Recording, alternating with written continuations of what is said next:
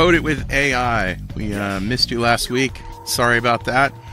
But we're back. I'm Carl Franklin from AppVNext. That's Jeff Fritz from Microsoft. Hey, Jeff. What's up? Hey, good to see you, my friend. Let me tell you, I am excited about doing more with MCPs and getting deterministic and getting some real value out of our apps. And I think we can do like a two-parter here. Dig in a little bit, and we kind of took advantage of this idea of just run the MCP before, but let's dig in a little bit and understand what they are. And then we'll come back next time and talk about building these things. Yeah, let's do that. But for now, you know what? When I go to the theater, I want to make sure I see the right play. You know what I'm saying? Where you're going with this, yes. Yeah. That's been written and delivered by somebody who knows the ins and outs of that play they wrote. Yeah. Yes, exactly. So we're talking about Playwright. We started this whole series with using the Playwright MCP to go out and access our Blazor app and write a document like a user manual, and with pictures, screenshots, and everything. So we're not going to rehash that, but we are going to dive a little deeper into what MCP is and take it away, Jeff. All right. So MCPs, right? We kind of took advantage of this idea of it's just a tool that you add to the AI and it'll let you do things. Look, let's break it down a little bit. The MCP, it's a little server. It's a lightweight service that implements a specific protocol called the Model Context Protocol. There's a specification out there. We'll link that in the repository that goes along with this stream, this show, so that you can learn more about that.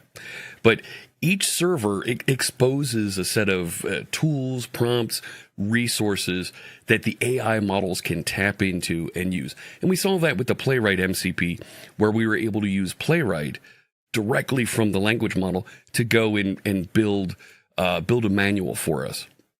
So let me just do some definitions here. Sure. The MCP is not only the protocol, Model Context Protocol, but it's also what the shorthand for what we're using as an MCP server. Yep. Right? Which is using Node as to do the server part of it, or is it not?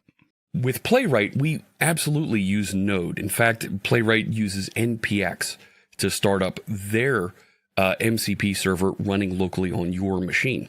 However, you can run any executable and consume standard in, standard out interactions as an MCP service, or you can even hit HTTP endpoints to interact and get more information from different applications you may want to work with. All right, so it really is an open protocol. Yeah. But I wanted to just mention that when we say we have an MCP, it usually means we have an MCP server or a service that we interact with, but MCP also is the protocol acronym. Yep. All right, so here I am in Visual Studio 2026, right? The Yay! brand new one. Yeah! Love it.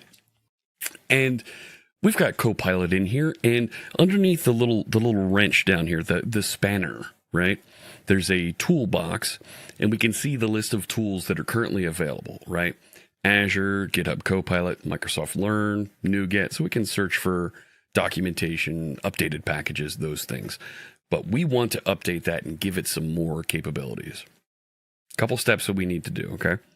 Yeah. I'm going to go up to Tools, Options, and in the Options dialog that pops up here, let me resplit the window a little bit.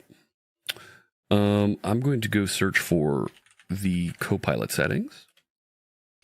Okay. And down here under Copilot Chat, we want to make sure that agent mode is enabled and that we enable MCP server integration in agent mode, right? That you saw it was already activated for me, but without that checkbox set, you won't see the spanner down there, the wrench. I see. You can click into. Also, to make things a little bit easier, we're going to set up the MCP registry capabilities. Now, this isn't the Windows registry. This is a MCP registry. Right. It's like a phone book of MCP servers. Exactly. It's a repository collection of them that we can look up and install from. So I'm going to click that checkbox to make sure that that's set. Now, you may need to restart Visual Studio after you set those settings. Okay. But when you're done, you'll be able to go into extensions and have MCP registries. Ooh. Yeah. So that comes up, and we've got a list of all the registries that are available on the GitHub registries list. So if we go over to my web browser, so this is the GitHub registry, right? github.com/MCP. And this is a list of all the MCPs that GitHub has tested, and they work with Copilot. So you can see there's a bunch of different tools here that are publicly available that you can integrate with your applications. Okay. Now, these install buttons that you see here, when you click into it, it prompts you, well, I can install in VS Code or VS Code Insiders. Right now, it doesn't have a Visual Studio way to do that. But because we have our registry, we can go back over there and install these same things from inside Visual Studio. Does Visual Studio Code also have that kind of UI for the registry, or should you use this feature here? It does not. But so you can use this feature here to go and set these up. Now, they both deliver and store a catalog of MCPs that you've got configured on your machine in a file format on disk. We'll take a look at that in just a second. Cool. So let me go back over to Visual Studio, and let's go find Playwright and install that. Yeah. So we used that in episode 1, but we didn't really talk about how to install it. Yeah, we kind of blurred over that. But let's get into some of the nuts and bolts of this. We've got a nice big install button up at the top. But what it's going to do is it's going to generate a little block of JSON like you see here. And it's going to call npx to run this, and then a node package. Okay. Now, it feels kind of weird as .NET developers that we're calling a node application. There's other ones out there that use UVX from Python, and there's folks that are using DNX from .NET so that they can run these little command line tools that will do some deterministic interactions for us. So I'll click to do this install, and it's going to prompt me here. Do you trust this? Yes, I do. In fact, I'm going to click install and edit because I want to open and show you what this looks like. So here it is. This is all that it did was it wrote this file. It's .mcp.json, and when I mouse over it, you can see it's in my user profile folder right at the root. It's .mcp.json right there. Nice. And we can go in and modify it if we wanted to. But because that's been updated, if I start a new instance of Copilot Chat over here. And you do have to start a new instance? You do, because it needs to actually start the application, start the servers for you. And do you have to create a new chat if you're already in an existing chat? Nope. Okay. Just close the panel, reopen it, or, of course, restart Visual Studio. Sure. And when I click into the wrench down there, now we have Playwright available to us. So cool. And you know what? This is so much easier than when we tried to do this in episode 1, right? Oh my gosh. We spent hours just trying to figure out how to get this to work and we said at some point in the future, these things are going to be easy. Actually, it wasn't episode 1. It was the one with SQL. Yeah, it was. Yeah. We were running into problems with that MCP server. So this was cool and easy to do here, but you and I have been having a little bit more fun and joy in our programming using the CLI, the Copilot CLI. Oh yeah, I love it. Let's go try that. That's really where I live now. Okay. So I'm going to copy this argument for @Playwright MCP latest. Let me copy that and go over to the command line, and let's see how we set things up over there. Okay. Now, are you in a project folder right now, or are you just at a command prompt somewhere? I'm at a command prompt in an empty folder that I called demo. Okay. So let's just start Copilot, and you'll see I'm already logged in, and comes with the GitHub MCP server, but I'm going to add an MCP server here. Nice. And now I can give it a name. Well, I'm going to create the Playwright server. And what type of server is it? Well, it's a local server. We're going to run npx. Okay. And the command is npx and that package name at Playwright MCP at latest. Great. Don't have any environment variables and I don't have any tools. So I'll just Control S to save.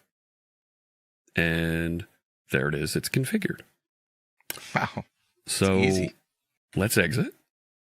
And what we like about the Copilot CLI is that we can kind of tell it to do some things that aren't necessarily, hey, go write an app for me. Go do something fun for me. You could create projects if you don't remember the .NET syntax, for example. Totally. Write little script or a bash script to go do something productive. Yeah. And I would also mention you're not in PowerShell here. You are in just the command line at the operating system. Yeah. So let's try this. I'm a big fan of the .NET Rocks podcast. Really? So I'd like to listen to the latest episode. A little bit. I might have been on it once or twice. I think you've been on it a few times also. Yeah, I've been on it a couple times, yeah. Let's say I want to listen to the latest episode of .NET Rocks. Open a browser to the .NETRocks.com website, navigate to the latest episode, and press play on that page so that I can listen to the episode. Cool. All right. Right? It's not an app. We're just telling it, hey, go do a couple things. And you didn't actually tell it to use the Playwright MCP. No. You just said navigate to this page. Right. All right. Now, we're going to be prompted here, hey, you're going to use a tool here. Am I allowed to do that? And I'm going to say yes, and you can use all the Playwright tools. Okay. And open the browser. And we're going to see it navigate here in a second. There it goes. So there it is. It worked. It's playing the podcast. Like just these little things that we can talk to the computer now and it does something for us. Well, the biggest thing to take away from this episode, Jeff, I think, is that if there are MCP servers out there, and there are a lot of them, you go look in the registry, you install the ones you want by pressing a button, and they become available to you, and then you can go into Copilot and just have at it. Absolutely. And there's more registries out there than just the GitHub registry. Yeah. I've got some links for those shared in the GitHub notes that folks can get to, clicking just below, of course. And you can find all kinds of MCPs out there that folks have written at and their various quality levels, but there's things out there that might interest you. I started using an MCP that connects to Trello, so I can do some project management with Trello as I'm going and building things on GitHub. That's great. Now, a word of warning here. When you're dealing with MCPs, you always have to think of security, and you always have to think of, am I allowing my MCP to do something that I don't want it to do? So you have to put strict boundaries around the things. If you recall, when we did the SQL Server show, we put in our system prompt, only allow select statements, right? Because we don't want something generating anything but a select statement. We don't want inserts and updates and all that stuff. So just be careful and know exactly what you're doing when you use these things. Absolutely. That's it. Well, great stuff, Jeff. And that's our show this week. And if you've got an idea, suggestion, or a comment or anything like that, send it to us by email at codeit.ai@appvnext.com. And we'll see you next week. Oh, wait a minute. Are we going to see you next? Yeah, we're going to see you next week. We will. We will. All right. Bye-bye. See ya. Thanks for watching. Make sure to check out blazertrain.com and blazerpuzzle.com for more great content.